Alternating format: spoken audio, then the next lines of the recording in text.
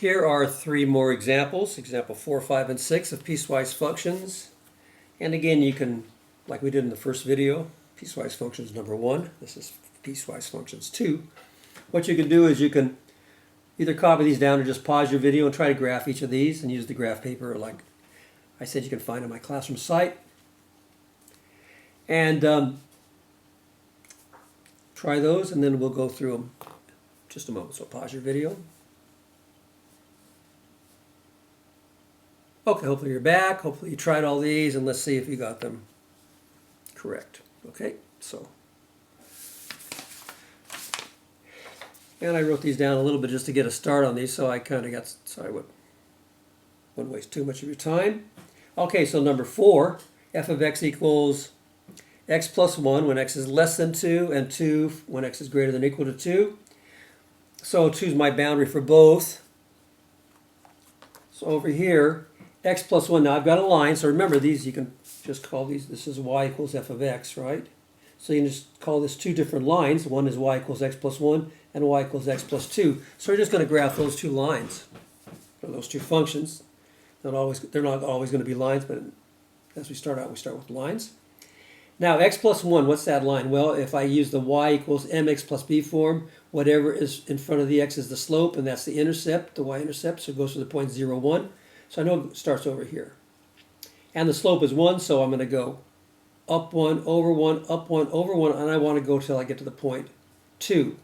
Now, another way is I can find the y value 2 is by putting when x is 2, what's 2 plus 1? 3. So I know that the point 2, 3 is on the graph. So rather than working this way, I can just find the point by using the formula.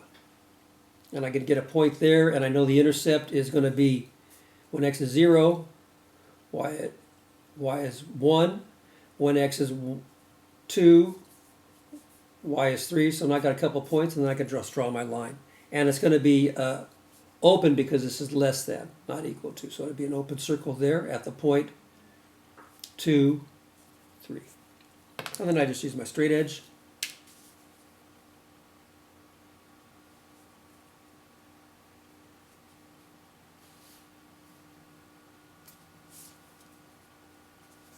And there's your line, and you could label it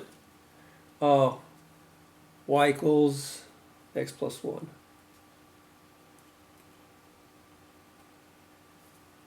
Y equals x plus 1. I don't know if you could see that. Probably better to do it with this, probably.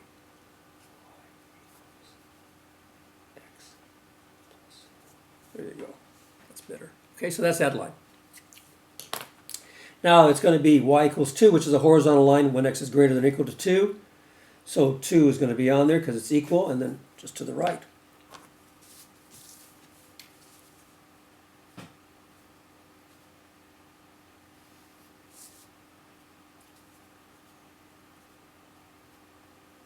You can label that line too. So there you go. Just those two lines.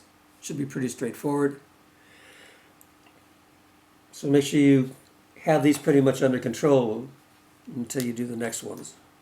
And in the future I'll do some more. Okay, more complicated ones.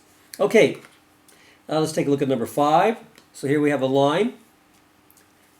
Again, this is y and f of x are the same thing. It's just the vertical value or the second coordinate of my ordered pair. So we can say y equals. Okay? All right. So to the left of 0, so 0 is my boundary point for this one. To the left of 0, it's going to be 1 minus x. So if I just reverse that to get this into slope-intercept form, that's the same thing as y equals negative x plus 1. So my slope is negative 1 and my intercept is 1. So here's my intercept. And since my slope is negative 1, I'm going to go back 1 up 2. Forward 1 up 2. So it's going to be back 1 up 2, and I can get another point, which is just a diagonal. Or I can find another point by just putting negative 2 in here. What's 1 minus negative 2? Well, that's the same thing as 1 plus 2, which is 3, so you can get this point here. So you can find other points that way. So there's a couple ways to do that. If you don't like working the slope, then just find another point by putting the value in. So if I put negative 2 in here, when x is negative 2, 1 minus negative 2 is 1 plus 2, which is 3. So y is 3 when x is negative 2, so I got another point. And I just connect those. And I know my intercept here is going to be 0, 1. And this is all to the left of 0.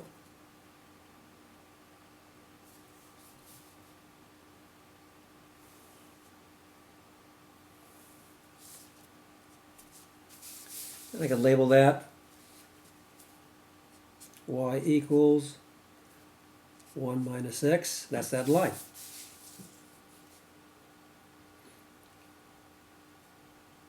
Okay, probably have to zoom in on these from the first video to see those labels.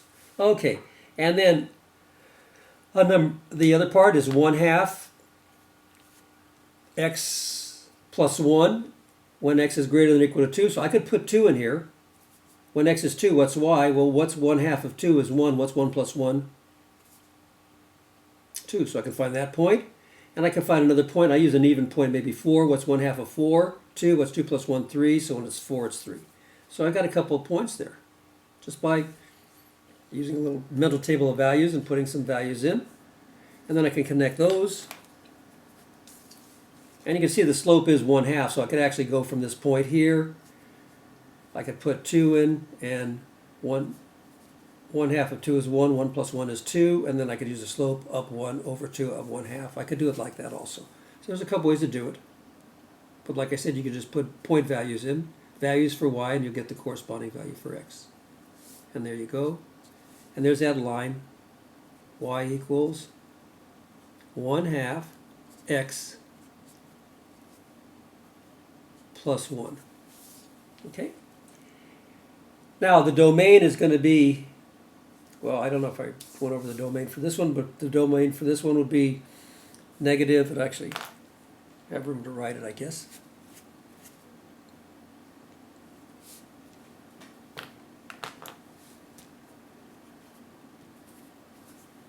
Negative infinity, and it's going to be all over, it's going to be negative infinity to positive infinity, so that's, and the range is going to go from negative infinity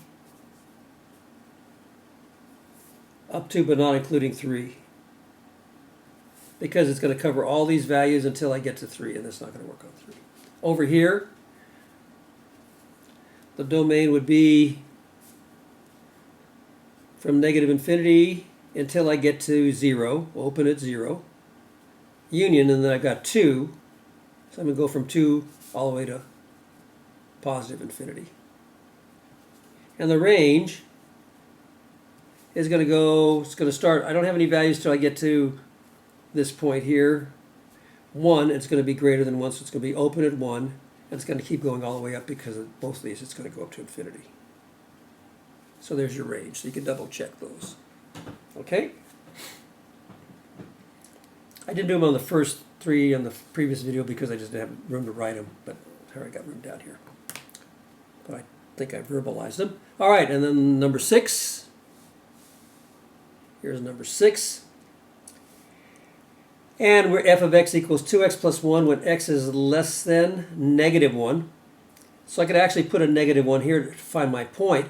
So if I put when x is negative 1, remember this is like y equals, these are 2 lines.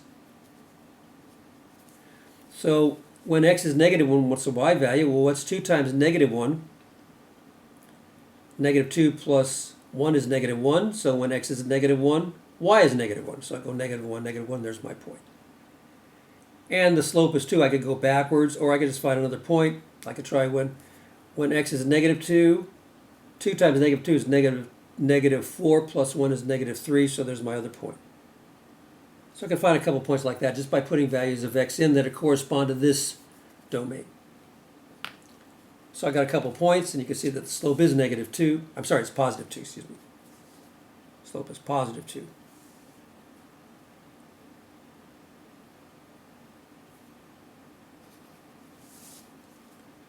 And it's inclusive because it's less than or equal to 1.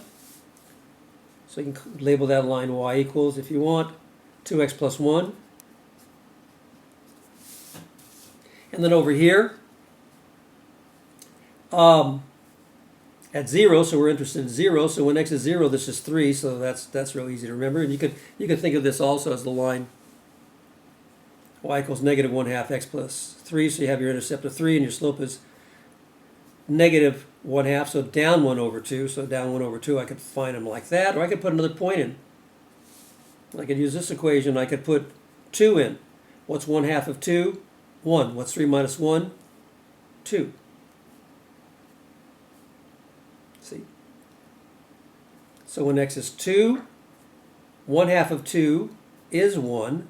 3 minus 1 is 2, so my point is 2, 2. So I can find the point there. Or I can use the slope method, 1/2, negative 1/2, so down 1 over 2, down 1 over 2, down 1 over 2, and you're going to get plenty of points. And then you just connect those.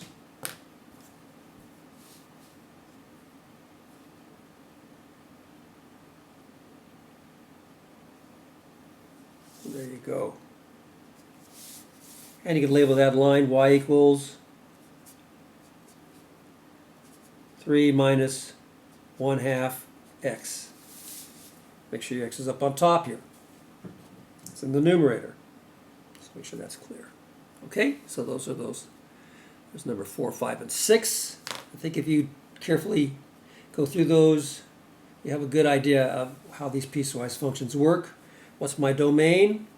Well, my domain goes from negative infinity all the way up to and including negative 1. Then there's a gap, so then I use a union, and I'm going to go from 3 open, because it's not equal to, I'm sorry, from 0, open, and then all the way to infinity. So there's your domain. Negative infinity to negative 1, including negative 1, because there's a dot there, and then 0, there's an open circle there because it's greater than 0, from 0 to infinity. Now the range, that's going to go from negative infinity to negative 1.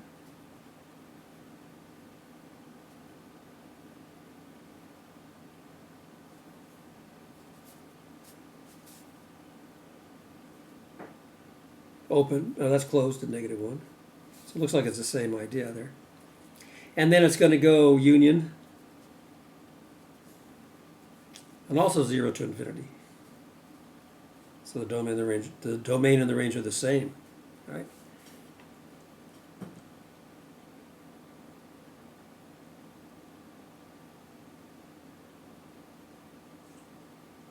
Oops. I think I was doing these backwards. Let me double check this range here. Yep. So let me double check.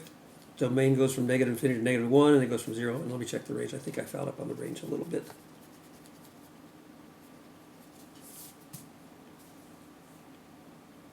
Yeah, because these are overlapping, because this is coming down. Didn't quite really see that. So my range is going from negative infinity up to 3. Because there's an overlap here. So I'm going to double check. Domain goes from negative infinity to negative 1. Union 0 to infinity. And then the range is going from negative infinity. And now these are going to be going down, so it's going to overlap. So it's going to go from negative infinity all the way up to here. Because this is going to go down. So there's an overlap. So it's going to go from negative infinity all the way up to 3. Sorry about that. There we go. Okay.